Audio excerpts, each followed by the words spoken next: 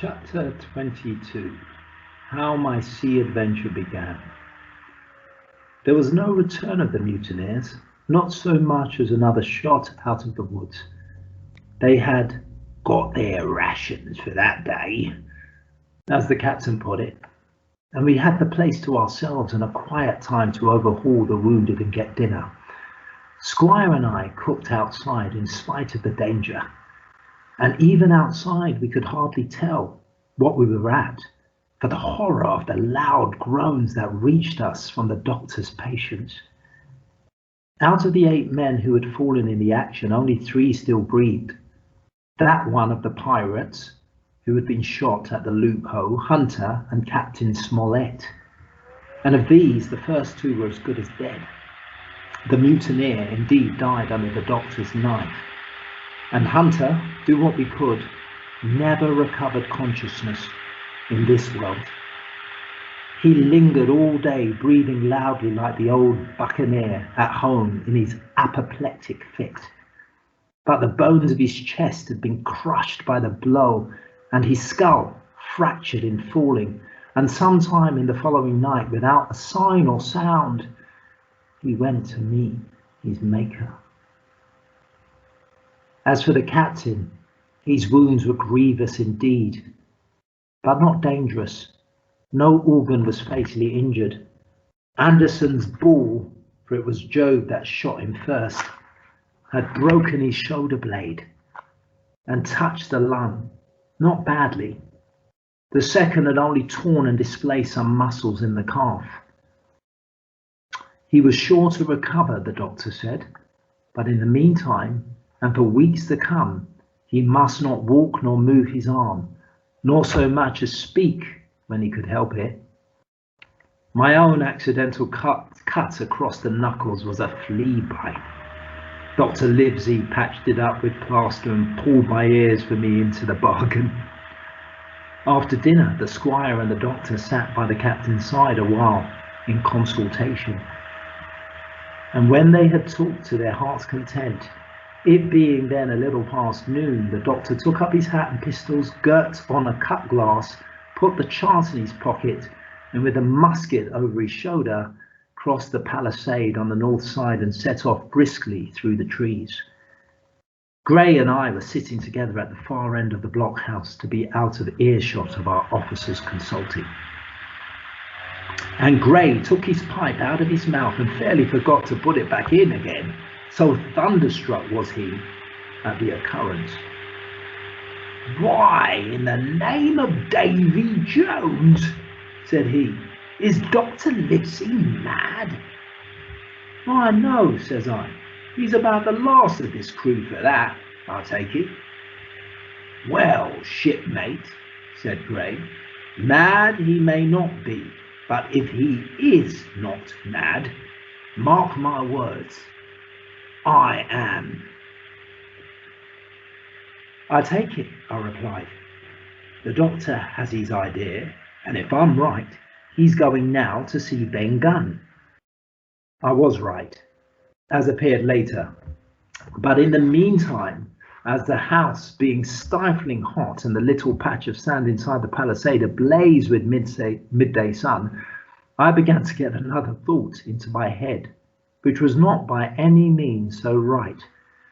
What I began to do was to envy the doctor, walking in the cool shadow of the woods with the birds about him and the pleasant smell of the pines, while I sat grilling with my clothes stuck to the hot resin, and so much blood about me and so many poor dead bodies lying all around, that I took a disgust of the place that was almost so strong as fear. All the time I was washing out the blockhouse and then washing the things from dinner, this disgust and envy kept growing stronger and stronger till at last, being near a bread bag and no one then observing me, I took the first step towards my escapade and filled both pockets of my coat with biscuits. I was a fool, if you like, and certainly I was going to do a foolish, overbold act, but I was determined to do it with all the precautions in my power. These biscuits, should anything befall me, would keep me at least from starving till far into the next day. The next thing I laid hold of was a brace of pistols, and as I already had a powder horn and bullets, I felt myself well supplied with arms. As for the scheme I had in my head, it was not a bad one in itself. I was to go down the sandy spit that divides the anchorage on the east from the open sea, find the white rock I had observed last evening, and ascertain whether it was there or not that Ben Gunn had hidden his boat. A thing quite worth doing, as I still believe. But as I was certain I should not be allowed to leave the enclosure, my only plan was to take French leave and ship out when nobody was watching, and that was so bad a way of doing it as made the thing itself wrong. But I was only a boy, and I had made my mind up. Well, as things at last fell out, I found an admirable opportunity. The squire and Gray were busy helping the captain with his bandages. The coast was clear. I made a bolt for it, over the stockade and into the thickest of the trees, and before my absence was observed, I was out of cry of my companions. This was my second folly, far worse than the first, as I felt but two sound men to guard, as I left but two sound men to guard the house. But like the first, it was a help towards saving all of us. I took my way straight for the east coast of the island, for I was determined to go down the seaside of the spit to avoid all chance of observation from the anchorage. It was already late in the afternoon, although still warm and sunny. As I continued to thread the tall woods, I could hear from afar before me not only the continuous thunder of the surf, but a certain tossing of foliage and grinding of boughs, which showed me the sea breeze had set in the higher, that showed me the sea breeze had set in higher than usual. Soon cool draughts of air began to reach me, and a few steps further I came forth into the open borders of the grove, and saw the sea lying blue and sunny to the horizon, and the surf tumbling and tossing its foam along the beach. I have never seen the sea quiet around Treasure Island. The sun might blaze overhead, the air be without breath, the surf smooth and blue, but still these great rollers would be running along all the external coast, thundering and thundering by day and night, and I scarce believe there is one spot in the island where a man would be out of earshot of their noise.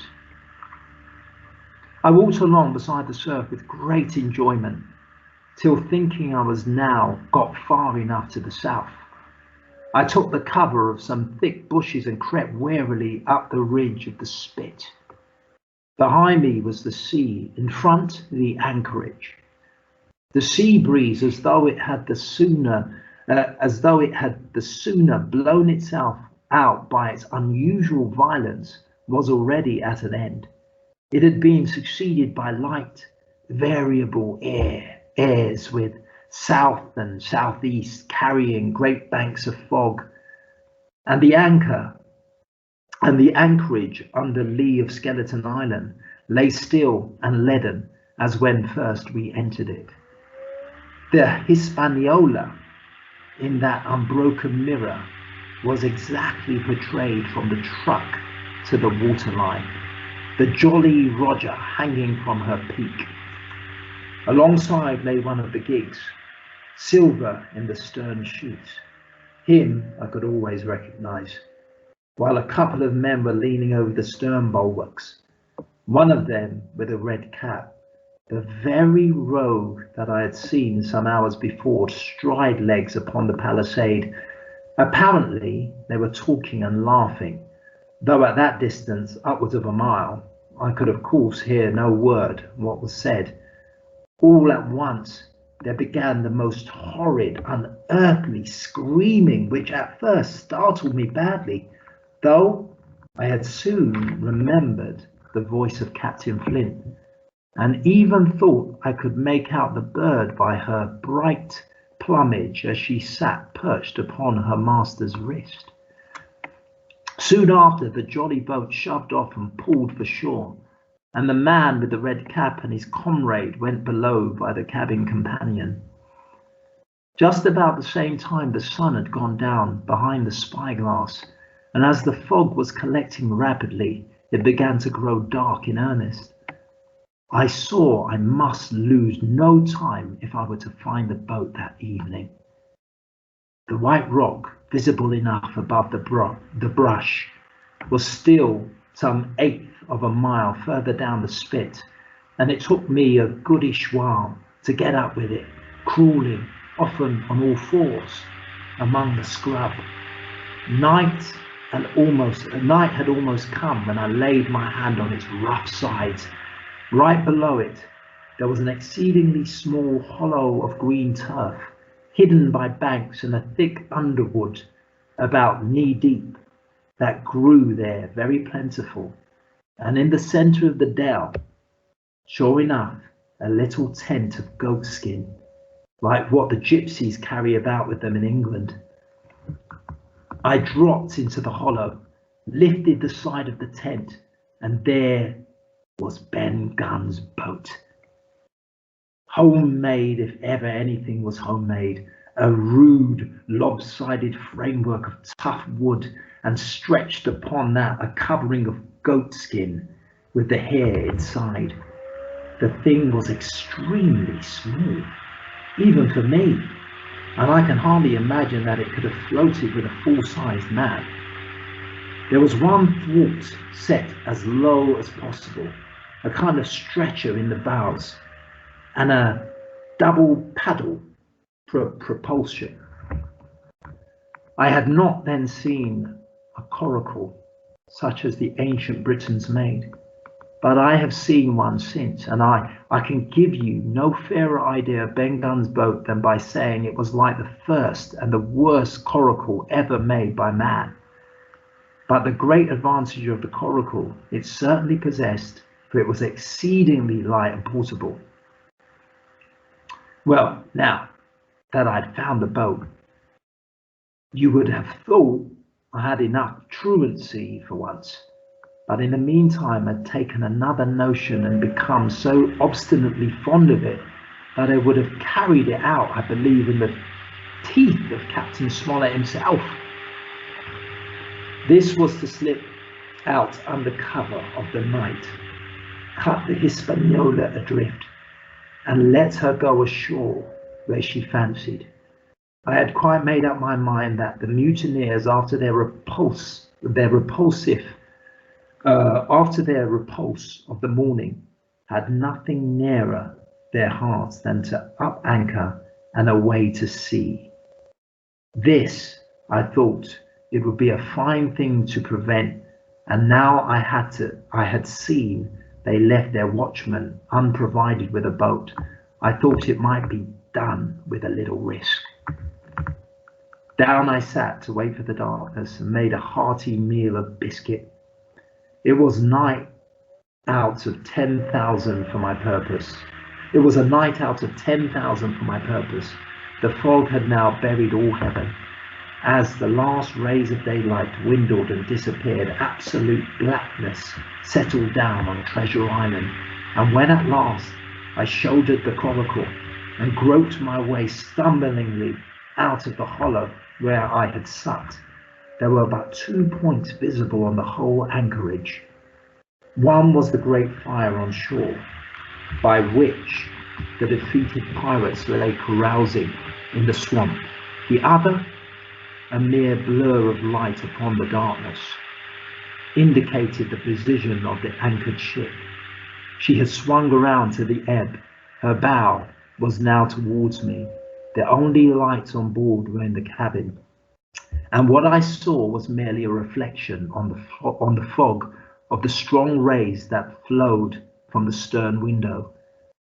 The ebb had already run some time, and I had to wade through the long belt of swampy sand, where I sank several times above the ankle, before I came to the edge of the retreating water and waded a little way in with some strength and dexterity, set my coracle level downwards on the surface. Chapter 23, The Ebb Tide Runs. The coracle, as I had ample reason to know before I was done with her, was a very safe boat for a person of my height and weight, both buoyant and clever in a seaway. But she was the most cross-grained, lopsided craft to manage. Do as you please, she always made more leeway than anything else, and turning round and round was the manoeuvre she was best at. Even Ben Gunn himself has admitted that she was queer to handle till she knew her way. Certainly, I did not know her way. She turned in every direction but the one I was bound to go. The most part of the time we were broadside on, and I am very sure I never should have made the ship at all but for the tide. By good fortune, paddle as I pleased, the tide was still sweeping me down, and there lay the Hispaniola right in the fairway, hardly to be missed. First, she loomed before me like a blot of something yet blacker than darkness. Then her spars and hull began to take shape, and the next moment, as it seemed, for the further I went, the brisker grew the current of the ebb, I was alongside of her hawser, and laid hold. The hawser was as taut as a bowstring, and the current so strong she pulled upon her anchor. All round the hull, in the blackness, the rippling current bubbled and chattered like a little mountain stream. One cut with my sea gully, and the Hispaniola would go humming down the tide. So far, so good. But it next occurred to my recollection that a taut hawser, suddenly cut, is a thing as dangerous as a kicking horse. 10 to 1, if I were so foolhardy as to cut the Hispaniola from her anchor, I and the coracle would be knocked clean out of the water. This brought me to a full stop, and if fortune had not again particularly favoured me, I should have had to abandon my design. But the light airs which had begun blowing from the southeast and south had holed round after nightfall into the southwest. Just while I was meditating, a puff came, caught the Hispaniola and forced her up into the current, and to my great joy, I felt the hawser slacken in my grasp, and the hand by which I held it dip for a second under water. With that, I made my mind up, took out my gully, opened it with my teeth, and cut one strand after another, till the vessel swung only by 2. Then I lay quietly, waiting to sever these last, when the strain should be once more lightened by a breath of wind. All this time I had heard the sound of loud voices from the cabin, but, to say truth, my mind had been so entirely taken up with other thoughts that I had scarcely given ear. Now, however, when I had nothing else to do, I began to pay more heed. One I recognized for the coxswain, Israel Hands, that had been Flint's gunner in former days. The other was, of course, my friend of the red nightcap. Both men were plainly the worse for drink, and they were still drinking, for even while I was listening, one of them, with a drunken cry, opened the stern window and threw out something, which I divined to be an empty bottle. But they were not only tipsy, it was plain that they were furiously angry. Oaths flew like hailstones, and every now and then there came forth such an explosion as I thought was sure to end in blows. But each time the quarrel passed off and the voices grumbled lower for a while, until the next crisis came and, in its turn, passed away without result. On shore, I could see the glow of the great campfire burning warmly through the shoreside trees. Someone was singing a dull, old, droning sailor song, with a droop and a quaver at the end of every verse, and seemingly no end to it at all, but the patience of the singer. I had heard it on the voyage more than once, and remembered these words: "But one man of the crew alive, what put to sea with 75? And I thought it was a ditty rather too doleful, appropriate for a company that had met such cruel losses in the morning. But indeed, from what I saw, all these buccaneers were as callous as the sea they sailed on. At last the breeze came, the schooner sidled and drew nearer in the dark. I felt the hawser slacken once more, and with a good, tough effort cut the last fibres through. The breeze had but little action on the coracle, and I was almost instantly swept against the bows of the Hispaniola. At the same time, the schooner began to turn upon her heel, spinning slowly, end for end, across the current. I wrought like a fiend, for I expected every moment to be swamped, and since I found I could not push the coracle directly off, I now shoved straight astern. At length I was clear of my dangerous neighbour, and just as I gave the last impulsion, my hands came across a light cord that was trailing overboard across the stern bulwarks. Instantly I grasped it. Why I should have done so, I can hardly say. It was at first mere instinct, but once I had it in my hands and found it fast, curiosity began to get the upper hand, and I determined I should have one look through the cabin window. I pulled in hand over hand on the cord, and, when I judged myself near enough, rose at infinite risk to about half my height, and thus commanded the roof and a slice of the interior of the cabin. By this time the schooner and her little consort were gliding pretty swiftly through the water. Indeed, we had already fetched up level with the campfire. The ship was talking, as sailors say, loudly, treading the innumerable ripples with an incessant, weltering splash. And until I got my eye above the windowsill, I could not comprehend why the watchman had taken no alarm. One glance, however, was sufficient, and it was only one glance that I durst take from that unsteady skiff. It showed me Hand and his companion locked together in a deadly wrestle, each with a hand upon the other's throat. I dropped upon the thwart again, none too soon, for I was near overboard. I could see nothing for the moment but these two furious, encrimsoned faces swaying together under the smoky lamp, and I shut my eyes to let them grow once more familiar with the darkness.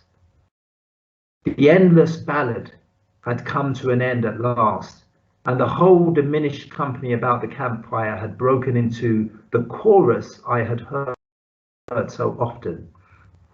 15 men on the dead man's chest, yo-ho, and a bottle of rum. Drink the devil had done for the rest, yo-ho, and a bottle of rum.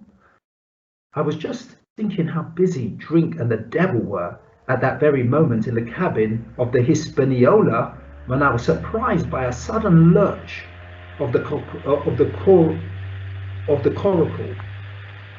At the same moment, she roared sharply and seemed to change her course.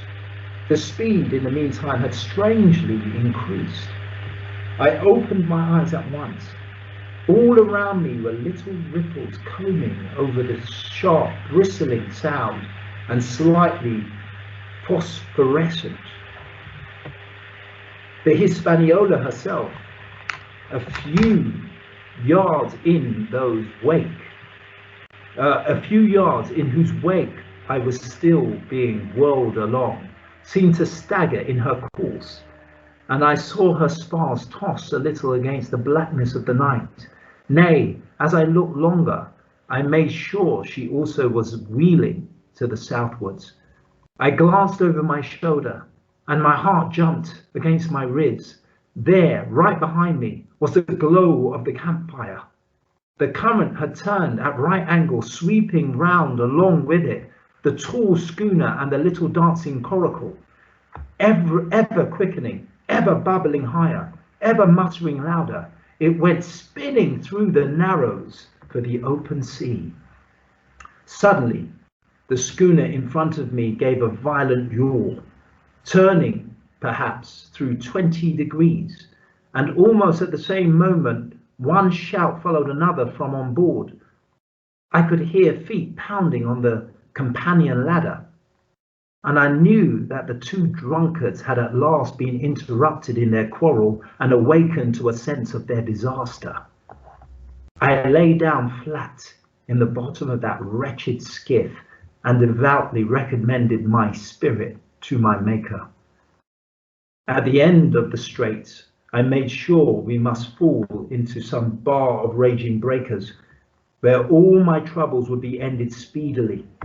And though I could perhaps bear to die, I could not bear to look upon my fate as it approached. So I must have lain for hours continually beaten to and fro upon the billows, now and again wetted with flying sprays, and never ceasing to expect death at the next plunge.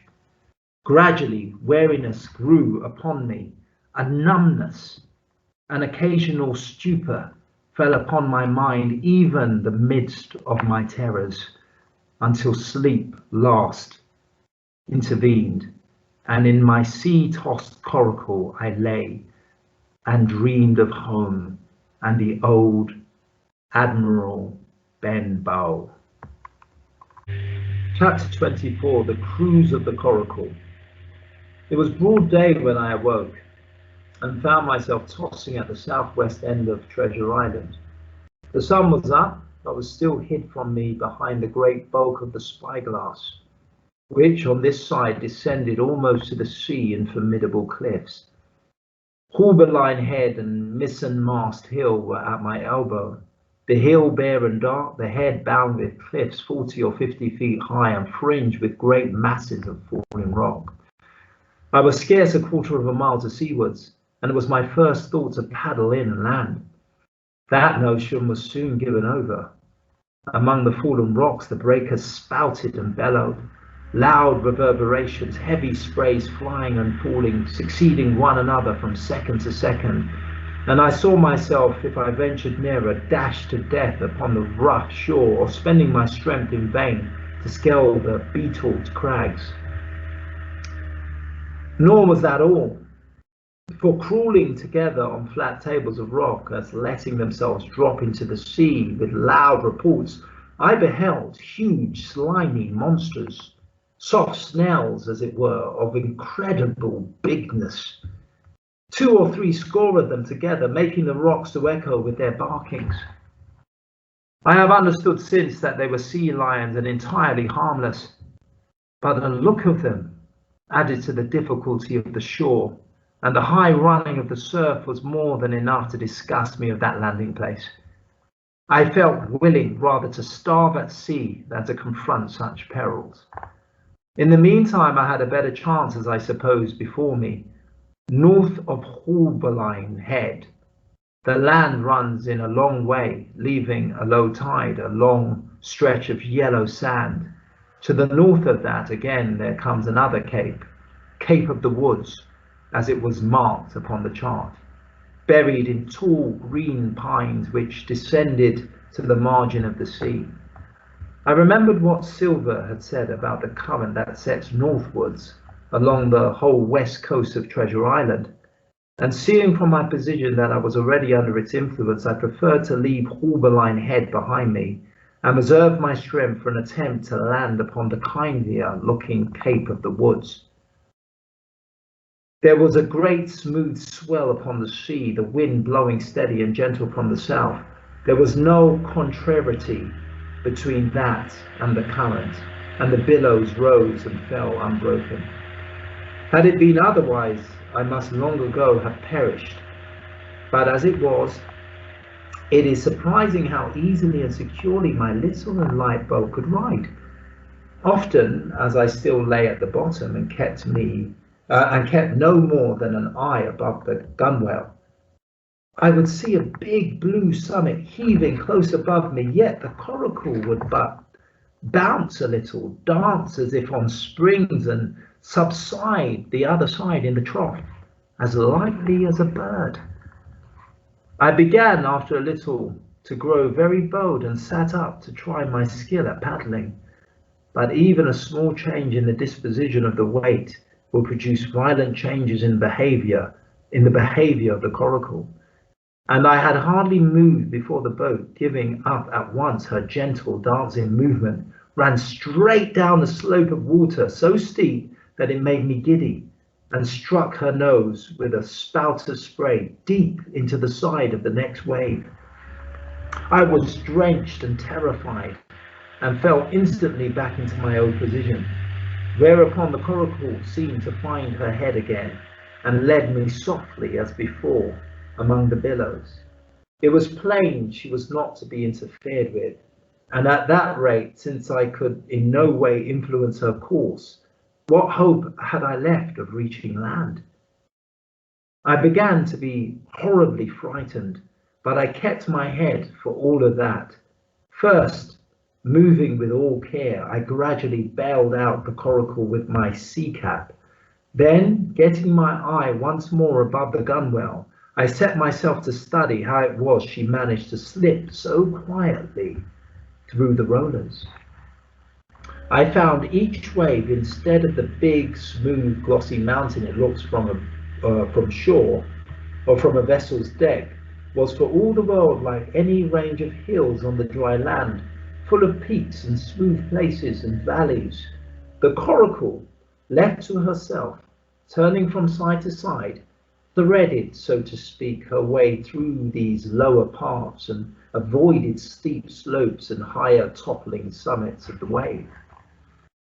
Well now, thought I to myself, it is plain I must lie where I am and not disturb the balance. But it is plain also that I can put the paddle over the side and from time to time in smooth places give her a shove or two towards land. No sooner thought upon than done. There I lay on my elbows in the most trying attitude, and every now and again gave a weak stroke or two to turn her head to shore. It was very tiring and slow work, yet I did visibly gain ground, and as we drew near the Cape of the Woods, though I saw I must infallibly miss the point, I had still made some 100 yards of easting. I was indeed close in.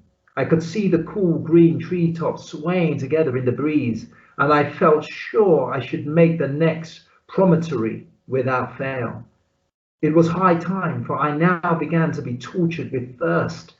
The glow of the sun from above, its thousand-fold reflection from the waves, the sea water that fell and dried upon me, caking my very lips with salt, combined to make my throat burn and my brain ache.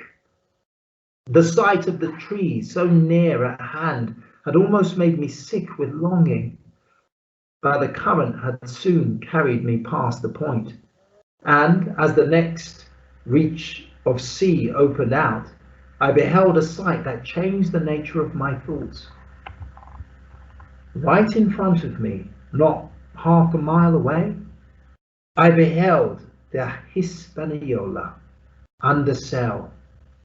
I made sure, of course, that I should be taken, but I was so distressed for want of water that I scarce knew whether to be glad or sorry at the thought.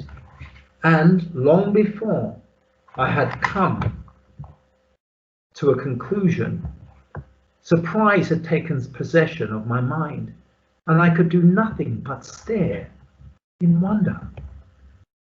The Hispaniola was under her mainsail and two jibs, and the beautiful white canvas shone in the sun like snow or silver. When I first sighted her, all her sails were drawing. She was laying a course about northwest, and I presume the men on board were going round the island on their way back to the anchorage. Presently she began to fetch more and more to the westwards, so that I thought they had sighted me and were going about in chase. At last, however, she fell right into the wind's eye, was taken dead aback, and stood there a while, helpless, with her sails shivering. Clumsy fellows, said I, they must still be drunk as owls, and I thought how Captain Smollett would have set them skipping. Meanwhile, the schooner gradually fell off and filled again upon another tack, sailed swiftly for a minute or so, and brought up once more dead in the wind's eye. Again and again was this repeated, to and fro, up and down, north, south, east, west. The Hispaniola sailed by swoops and dashes, and at each repetition ended as she had begun, with idly flapping canvas. It became plain to me that nobody was staring. And if so, where were the men? Either they were dead drunk or had deserted her. I thought, and perhaps if I could get on board, I might return the vessel to her captain. The current was bearing coracle and schooner southwards at an equal rate. As for the latter's sailing, it was so wild and intermittent, and she hung each time so long to the irons, that she certainly gained nothing, if she did not even lose. If I only dared to sit up and paddle, I made sure that I could overhaul her. The scheme had an air of adventure that inspired me, and the thought of the water breaking beside the fore companion doubled my growing courage. Up I got, was welcomed almost instantly by another cloud of spray, but this time stuck to my purpose, and set myself with all my strength and caution to paddle after the unsteering Hispaniola. Once I shipped a sea so heavy that I had to stop and bail, with my heart fluttering like a bird, but gradually I got into the way of the thing and guided my coracle among the waves, with only now and then a blow upon her bows and a dash of foam in my face. I was now gaining rapidly on the schooner. I could see the brass glistening on the tiller as it banged about, and still no soul appeared upon her decks. I could not choose but suppose she was deserted. If not, the men were lying drunk below, where I might batten them down, perhaps, and do what I chose with the ship. For some time she had been doing the worst thing possible for me, standing still. She headed nearly due south, yawing, of course, all the time. Each time she fell off her sails partly filled, and these brought her in a moment right to the wind again. I have said this was the worst thing possible for me, for helpless as she looked in this situation, with the canvas crackling like cannon and the blocks trundling and banging on the deck, she still continued to run away from me. Not only with the speed of the current, but by the whole amount of her leeway, which was naturally great. But now at last I had my chance. The breeze fell for some seconds, very low, and the current gradually turning her. The Hispaniola revolved slowly around her center, and at last presented me her stern, with the cabin window still gaping open and the lamp over the table still burning on into the day. The mainsail hung drooping like a banner. She was stock still, but for the current.